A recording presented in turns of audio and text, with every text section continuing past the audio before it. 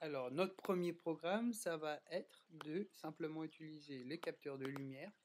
Alors, ce qui nous permet un peu de jouer avec les lignes, parce que dans une compétition de robotique, vous allez toujours voir au moins une ligne noire, donc il faut absolument, si on veut gagner aussi, participer et connaître.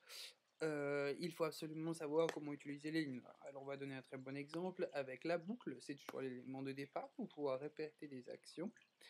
Alors, ce qu'on va faire, c'est qu'on peut utiliser par exemple un compteur en pas. Pour toujours, on changera après. Le deuxième bloc qui est très important, c'est le bloc de commutation que l'on va placer à l'intérieur de notre bloc. Ça nous permet tout simplement d'utiliser, par exemple, de créer notre premier problème, notre premier programme en utilisant le capteur de lumière photosensible branché sur le port numéro 3 avec une limite de plus grand que de 50. Ça, on doit auparavant aussi faire des tests pour euh, savoir la valeur de la couleur blanche et noire. On expliquera ça dans un nouveau tutoriel. Le plus important, on se concentre juste sur un programme. Ici, on utilise les blocs de mouvement, se déplacer. Alors, ce qu'on va faire, c'est qu'on va faire aller la roue gauche, les roues du robot gauche-droite, tout en suivant la ligne noire.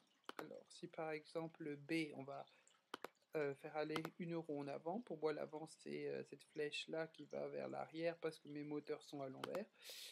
Alors, on va faire ça de manière illimitée. On va faire avancer de manière illimitée et la roue C, on va la bloquer.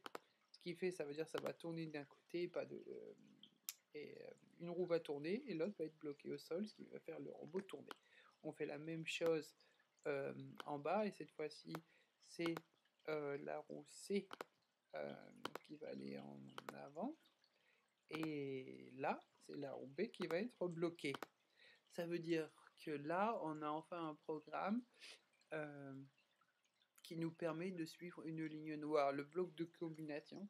Si il voit le robot voit la lumière, la roue B va tourner et la roue C sera bloquée. Et si le robot, le capteur de lumière voit la ligne noire, donc c'est la roue de droite qui va tourner et le moteur B qui va s'arrêter.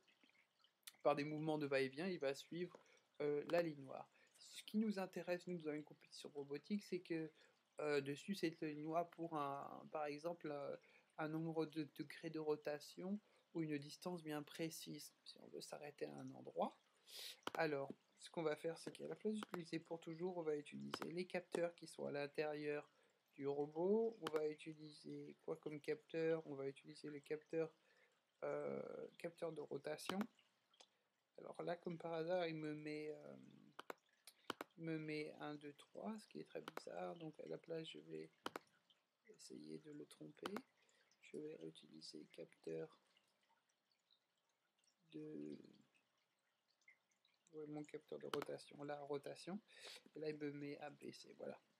Alors, ce que je vais faire, c'est que je vais utiliser pour un nombre précis de degrés, par exemple, je vais mettre 1260 degrés. Si je veux atteindre une mission qui est à 100 mètres, 100 mètres, 1000 mm, donc 1 mètre, donc je vais utiliser à peu près pour mon robot, non, exactement pour mon robot, c'est 1260, mais ça dépend des robots, des roues, des engrenages qu'on met. Alors, une fois qu'il aura fait 1200 degrés, 1260 degrés, hop, je vais lui demander simplement de s'arrêter. Alors, j'arrête mes roues, je peux faire freiner brusque, et puis ensuite, par exemple, je vais par exemple bien me placer, où je vais simplement ramasser l'objet en utilisant le moteur A qui est souvent utilisé pour le bras. Voilà. Et alors, j'indique le nombre de degrés. Et hop, par exemple, je ramasse un objet qui est au sol, ou alors je le prends et je peux le mettre sur mon robot. Ça, c'est un type de programme typique qui nous permettrait de, par exemple, aller chercher une loupe à 1 mètre de la base. Et puis après, bon, il faudrait revenir. Donc, on peut soit resuivre la ligne en marche arrière, ou alors on peut simplement aller directement à la base. C'est comme vous voulez, parce que là on n'a peut-être pas besoin d'autant de précision pour amener l'objet à la base, donc on peut simplement mettre un bloc de mouvement pour retourner. Voilà. Pour ce premier tutoriel, c'est comment suivre une ligne noir de façon efficace.